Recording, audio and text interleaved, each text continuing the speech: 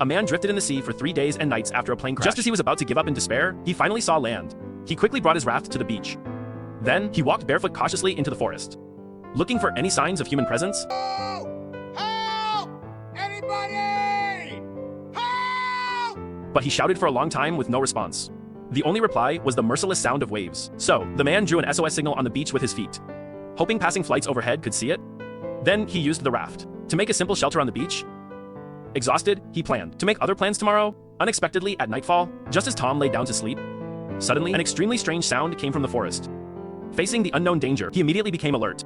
Holding the oar nervously, he stayed awake all night. The next morning, Tom saw that yesterday's SOS signal had been washed away by the waves. To survive, he quickly found some driftwood, deliberately chose a wider area where the waves couldn't reach, and recreated a larger SOS signal. Fortunately, several packages washed up on the beach. Tom picked up all these packages. They might be useful at a critical moment. But just then, strange sounds came from the forest again. He became alert again and shouted loudly. Anybody? Seeing no response for a long time, this time he gathered his courage to see what it was. Unexpectedly, just as he walked over, a red coconut fell from above. Startling him, it turns out the strange sound was coconuts falling. Tom's anxious heart finally calmed down, so he collected more coconuts. He hadn't had water for a day already. He took the coconut and smashed it hard against a rock.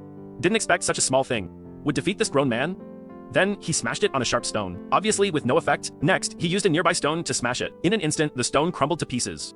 Looking at the sharp stone fragment in his hand, this time, Tom was confident. He used this stone knife to keep cutting the coconut shell. Finally, through his efforts, the shell came off. But then, this amount of water wasn't even enough to wet his throat. Failure is the mother of success. Tom learned his lesson. Cleverly using the sharp stone, he successfully drilled a small hole in the coconut. He couldn't wait to bring the coconut to his mouth, greedily enjoying the sweet taste. After drinking his fill, Tom simply packed his belongings, holding a stick, preparing to check if there were other opportunities for rescue. He searched along the reef cliffs. However, he walked from morning to afternoon. Except for finding another package, he found nothing else. And he discovered he was back at the starting point. Tom felt somewhat desperate. To further verify his hypothesis, he prepared to climb to the highest cliff, to see if this really was a deserted island. Unfortunately, his foot was cut by coral. Bleeding profusely, Tom took off his pants, used the stone knife to cut the fabric and wrap his foot, making a simple, usable shoe. Then found some herbs and stuffed them in a wool sock, not only stopping the bleeding but also serving as a shoe. So Tom headed toward the mountaintop. An hour later, he finally climbed it to the highest point. He looked down at where he was, surrounded by water on all sides, and, even worse, there was no other land within visible range. Trapped on this deserted island, Tom felt completely hopeless. However, before he could grieve, he suddenly saw a person floating in the sea not far away. Seeing hope, Tom rushed down the mountain. At sprint speed, he swam toward that person. It was the pilot from his crashed plane. However, the pilot had already lost all signs of life. Then he dragged the pilot onto the beach. Tom could only try to collect useful supplies. He found a flashlight. Fortunately, it still worked. Then he took off the pilot's shoes and compared them to his own feet. Although the size didn't quite fit, there's always a way. Next, he found a wallet in the pants. The wallet had the pilot's family photo. Looking at this photo, he instantly felt heavy. A complete happy family would no longer be complete. Perhaps the victim's family was grieving painfully. Tom collected his emotions, preparing to bury the victim in this place, and he left that family photo beside the pilot. Then, on the reef, he wrote the victim's name and age with stones. After finishing these tasks, it was sunset. At night, Tom lay in his shelter, feeling extremely lonely and helpless. Fortunately, he had his beautiful fiance's photo, constantly comforting him, but as time passed, day by day, he still didn't receive any rescue. But Tom seemed to slowly adapt to the environment. Every morning, Duan leaves became his source of life. Smart Tom didn't forget to use coconut shells to store the hard-won fresh water. He used the sand as a bathroom, digging sand with his feet to cover the smell, to supplement protein. In the following time, whenever he had time, he went to spearfish, but unexpectedly, after half a day of effort, he caught nothing but nothing. Until one night, when he couldn't sleep, walking on the beach, he suddenly saw lights on the sea not far away. He immediately determined it was a passing ship. Seeing no response from them, Tom excitedly grabbed the flashlight and kept waving it, trying to attract the ship's attention, but this bit of light in the vast ocean was like an ant. To call for help, he quickly took down the raft, tied the elastic from his underwear on his head, made a sun protection device, took his fiance's photo and flashlight, preparing to chase that big ship. Not daring to delay, he paddled with all his strength. However, he underestimated nature's power. Wave after wave prevented him from moving forward. He paddled from morning to noon, only to find he'd traveled less than 100 meters. Even so, he still didn't give up, desperately paddling. Finally, he was overturned by a huge wave, and unfortunately, Tom's thigh hit coral. Bleeding continuously, he screamed in pain. Desperate Tom could only drag his injured leg, drag the damaged raft, and limp back to the island. Just then, when it rains it pours. In the blink of an eye, a torrential rain began.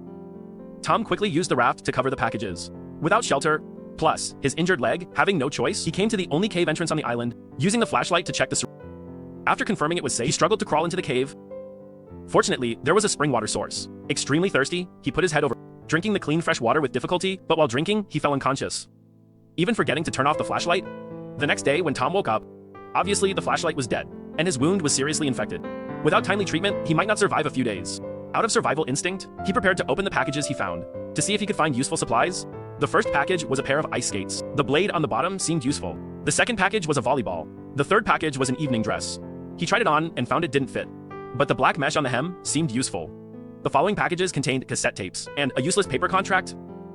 But he hesitated when opening the last package, because it had angel wings pattern on it. Perhaps this was his last hope to hold on to. After all, hope is the motivation to survive. Tom made good use of everything. The cardboard boxes unfolded could be used as a bed. Then he used the ice skate to cut fabric strips, used the shoelaces to bandage his wound. In a simple way, with these ice skates, cutting coconuts became much easier, and he could also use them to sharpen spears. Then he speared a large crab. Tom, who hadn't had protein in days, was overjoyed. He couldn't wait to remove the crab claws. Unexpectedly, this species of crab meat was just mush. Eating it raw could lead to infection from various bacteria and death, so he made a fishing net with the mesh skirt.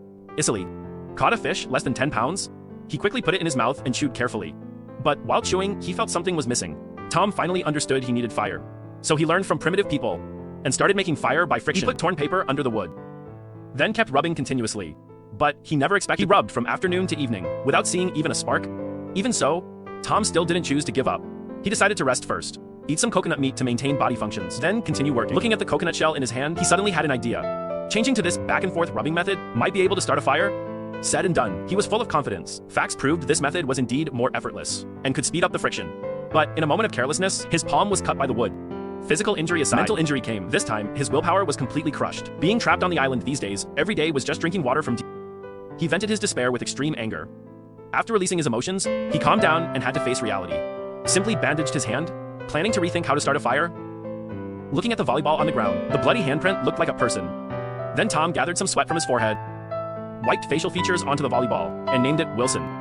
Lonely Tom was no longer lonely. Then he placed Wilson beside him, constantly encouraging himself with companionship. His body was filled with strength, continuously rubbing the wood. Finally, sparks appeared on the wood, but the next second, the sparks disappeared. Looking at the split wood, he made a new discovery. It was because there was too little air, causing the sparks to extinguish. Then he dug a hole, put the wood on it, with more air entering. Soon, sure enough, flames ignited on the wood. This achievement, earned through his own efforts, made him extremely excited. That night, he built a large bonfire on the beach as a signal fire. This was the first time since Tom was stranded that he experienced hope of survival.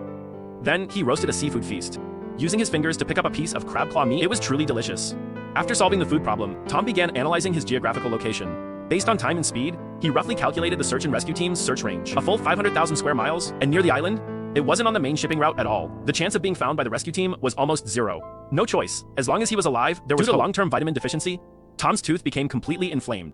He was tortured by toothache unbearably every day. Long pain is worse than short pain. He gathered his courage, placed the ice skate on the inflamed tooth, then picked up a stone and smashed down hard. The bad tooth was finally extracted, but the instant pain made Tom immediately pass out. In the following days, he would talk to Wilson every day, expressing his feelings, and drew a simple sketch of his fiancée on the rock. To encourage himself to keep surviving, time flies like an arrow. Years pass like a shuttle. Soon, for years past, Tom's initially fat and bulky physique had become skin and bones, as if a gust of wind could blow him over. No one knew how these 4 years he had endured. Solitude had long extinguished the hope in his eyes. Tom lived like a walking corpse. Fortunately, his survival skills had improved considerably. He once thought about escaping the island, but the merciless waves made him abandon this idea. Whenever he was too lonely to continue living, he would go to the cliff edge preparing to hang himself. But he didn't have the courage to end his life. After all, he had once promised his fiancée that he would marry her. Until this day, when he was fishing for food in the sea, he suddenly discovered a green metal sheet. Facing this new object, Tom was overjoyed. He placed the metal sheet on the beach, set it upright, and sat with Wilson admiring it. But as he watched, he developed different ideas about this metal sheet. Light material. Even when bent, it wasn't easily damaged. Perfect choice for making a sail. There was hope of leaving the island, said and done. To escape as soon as possible, Tom tied the ice skate to wood to make an axe, and he lit a fire under a large tree. This way, he could not only speed up the cutting, but also quickly dry the moisture in the wood. After preparing materials for the raft, next he needed to make rope. He cut down small trees, stripped the bark, day and night making rope without eating or drinking, because Tom understood this was the perfect timing. The best time to leave?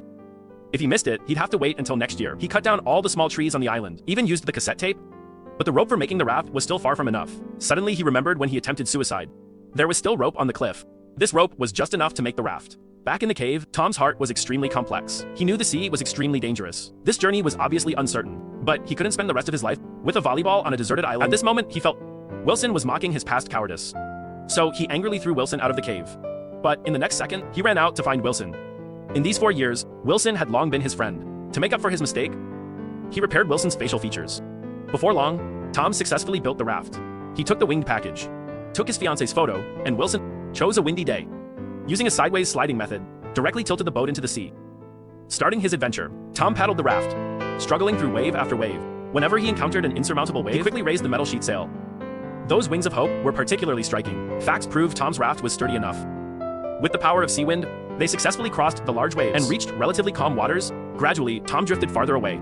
Looking at where he had lived, his eyes filled with tears. Recalling everything experienced on the island, he actually felt some attachment to this place. But he didn't stop paddling. At sunset, he and Wilson had rekindled hope. In the following days, when Tom was hungry, he speared fish directly in the sea. When thirsty, he caught natural rainwater to drink, even at night. There were orcas escorting him. However, the good times didn't last. One night, a storm suddenly came. The sail was instantly blown away. He could only hold tight to the raft.